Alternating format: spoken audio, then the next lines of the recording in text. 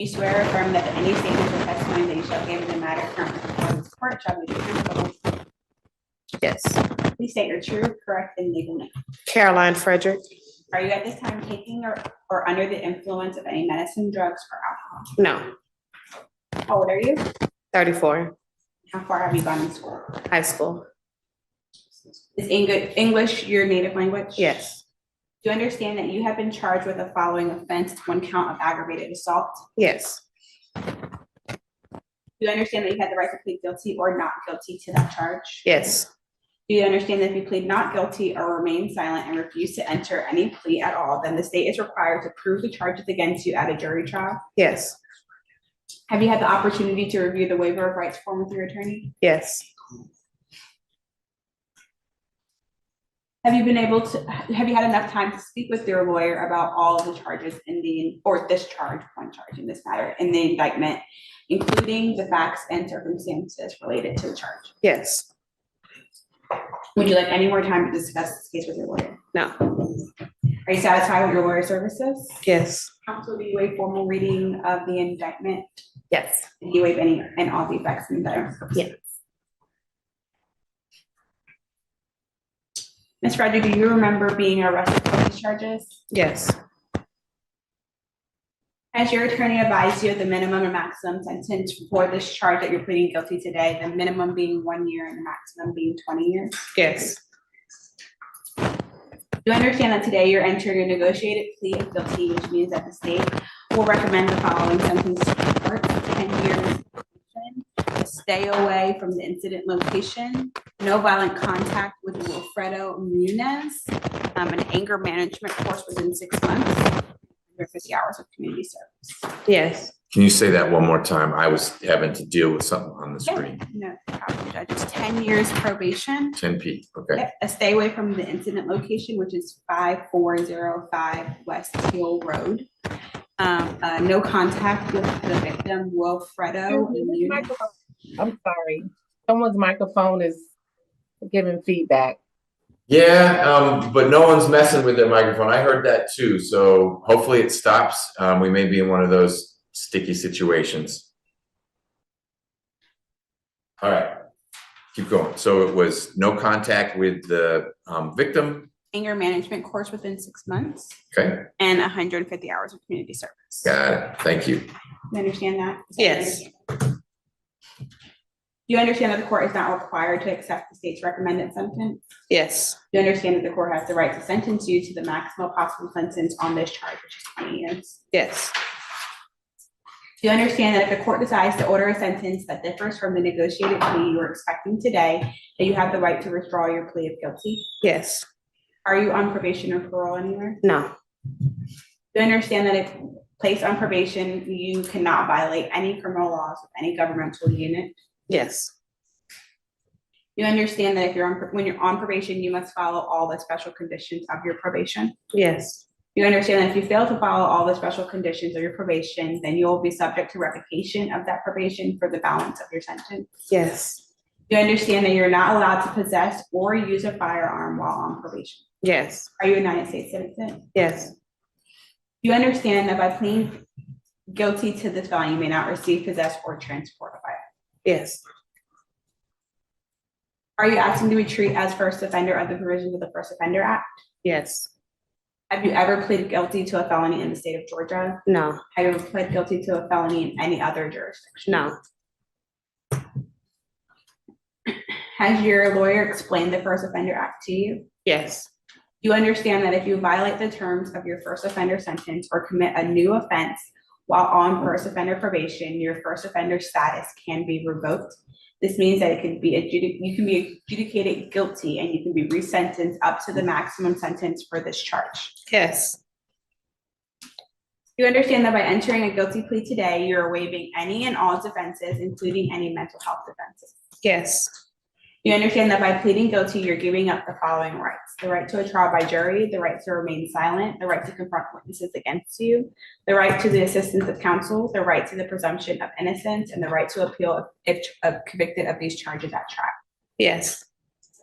Is it your decision to waive these rights, which means not to use them, and enter a guilty plea today? Yes. Has anyone forced, threatened, or promised you anything to get you to enter a guilty plea? No. Is it your decision to enter a guilty plea because you are in fact guilty? Yes. Ms. Frederick, how do you plead to the charge of aggravated assault in indictment number 24 SC 003925? Guilty. Is this guilty plea freely and voluntarily given with the full knowledge of the charge against you? Yes. You understand that you only have a limited right to appeal this guilty plea conviction? Yes. You understand that if you wish to challenge the voluntariness of your guilty plea, you must do so by filing a habeas corpus petition? Yes. And do you understand that for a felony charge, you only have 4 years from today to file that petition? Yes.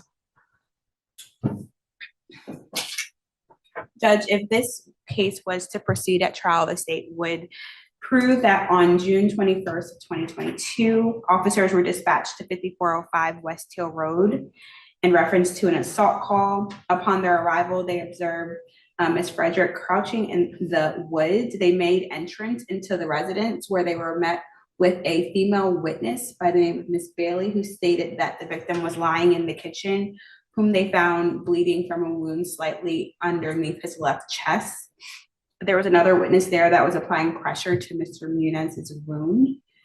Mr. Muniz stated that he was stabbed by a Black female, but was not able to give any further details at that time. The officers did speak with Ms. Bailey, one of the witnesses, who was a friend of the victim, who stated that Ms. Frederick was inside cooking and Mr. Muniz came in there. They had a conversation over possible infidelity. And Ms. Bailey stated that Ms. Frederick then stabbed Mr. Muniz with a kitchen knife.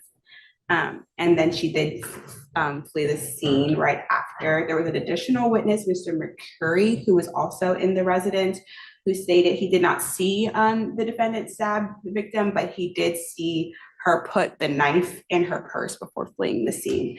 And all of this did occur in Fulton County, Georgia. All right. Thank you. Look one thing up.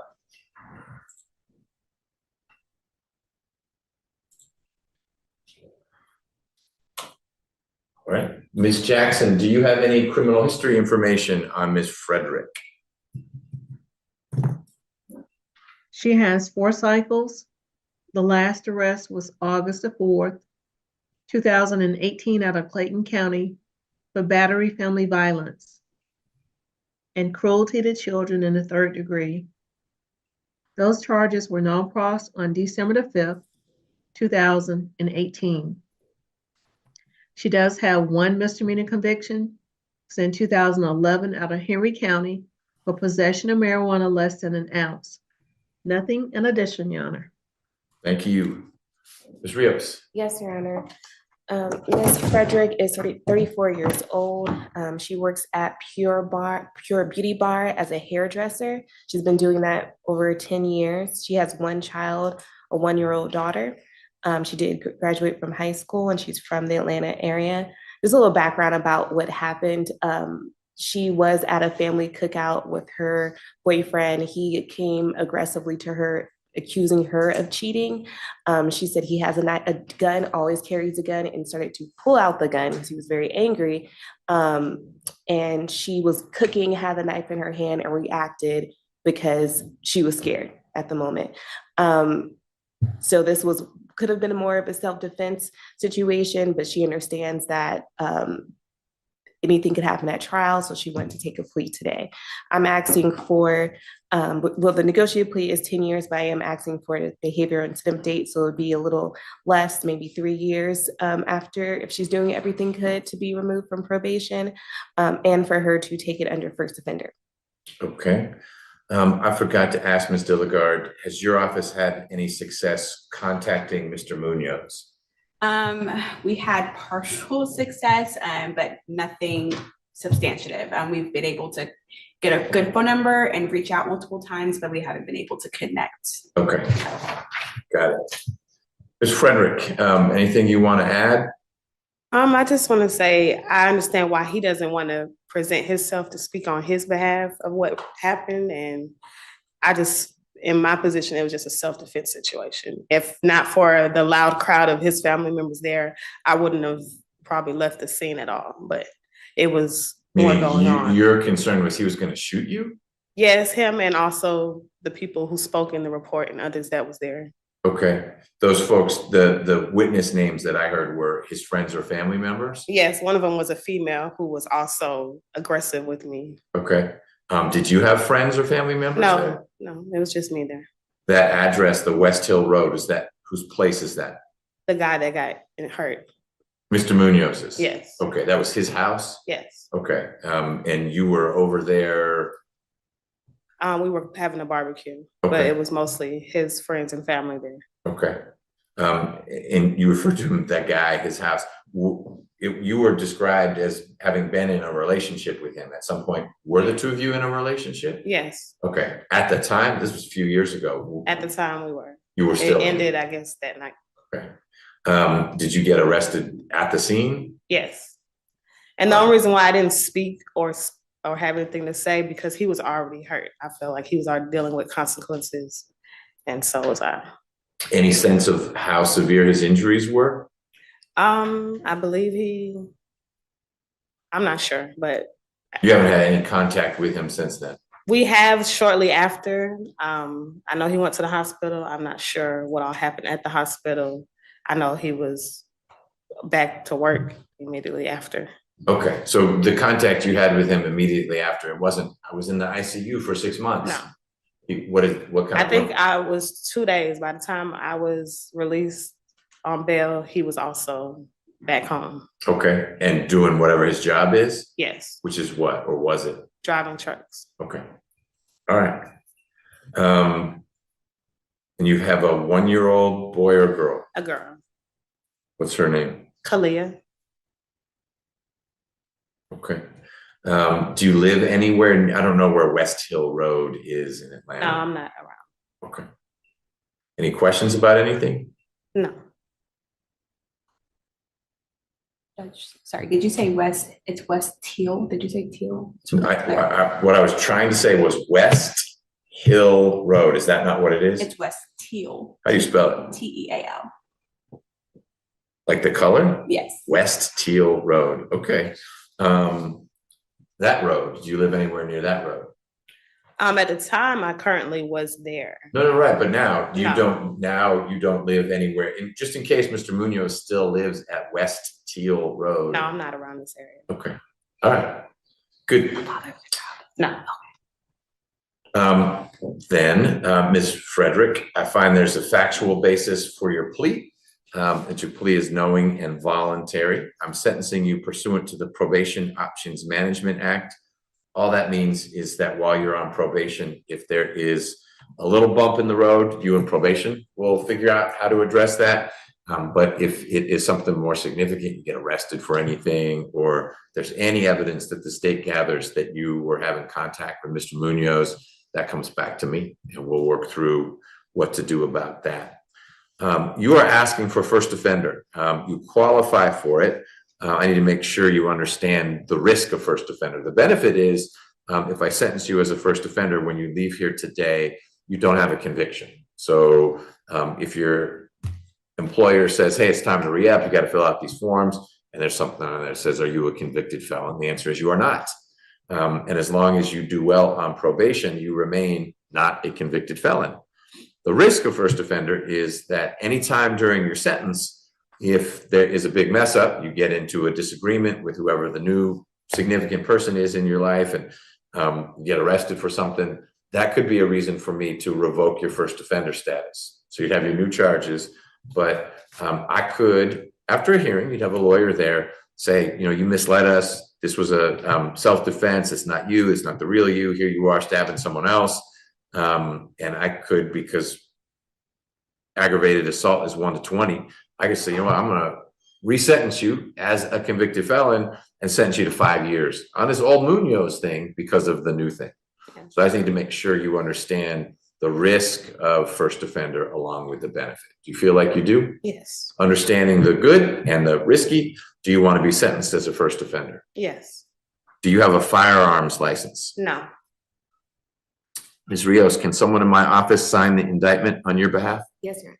Ms. Dilligard? Yes, Judge. And Ms. Frederick, is it okay if someone signs for you indicating your guilty plea? Yes, sir. All right, we'll do that. I'm gonna sentence you to 10 years probation. Special condition number 1 is stay away from West Teal Road. You remember where that is? Yeah, Is that a part of town you ever need to be in? no. Okay. Number 2, more important, no contact with Mr. Munoz. It's kind of easy to contact people these days. If you show up on his Instagram feed and he wants to make that trouble for you, that's going to be trouble for you. So just don't be following him electronically or through social media either. You'll need to complete an anger management course and 150 hours of community service. That's a lot of hours, so I encourage you to be creative in how you do them. If you have ways you could give back to the community, that's not just picking up trash somewhere, talk with your probation officer, and there are lots of ways you can do it that would be helpful. I will also set a behavioral incentive date of January 10th of 2028. That's 3 years from now. If you've done your community service, knocked out your anger management course, and have had no significant issues on probation, then they can petition me to close everything out early, because you will be 37 and doing all the right things, and why would we be bothering you? Okay, any questions about that? With the probation, I would have to pay this fee for the whole entire time I'm on probation? So as long as you are being supervised, you pay a supervision fee. Okay. If it shifts to unsupervised, Ms. Simpson, then is there no more monthly payment, or it's a lower monthly payment? She would be, if she hasn't paid off all of her fees, then she would be just paying off the fees that she didn't pay when she was on active probation. But when she goes on unsupervised probation, there aren't any fees. Got it. So as long as you're being supervised, you're paying that monthly fee. Supervision drops off if things have been going well. Why would we supervise you if you're doing everything you need to do? I don't know where that falls in the 3-year window, but let's pretend that you don't meet your behavioral incentive date because there's a hiccup along the way. At some point, it would become unsupervised. You don't pay any supervision fees when you're not being supervised. Okay, and that's the only fee I have? I can't speak to that. I think there are other fees that flow with a felony conviction, but the one that would be recurring over time is the supervision fee. Okay, All right, any other questions? no. Okay, then we're done. You are gonna need to report to probation, and I'm directing you to do that. We're gonna wrap up now, but you're gonna talk with Ms. Simpson, who's in green, and she's gonna give you reporting instructions. Do you live in Fulton County? No, I'm in Clayton County. Okay, she's gonna tell you where in Clayton County you need to go on a certain date and time. You're gonna leave with a piece of paper. Don't miss that first date, okay? Okay. All right,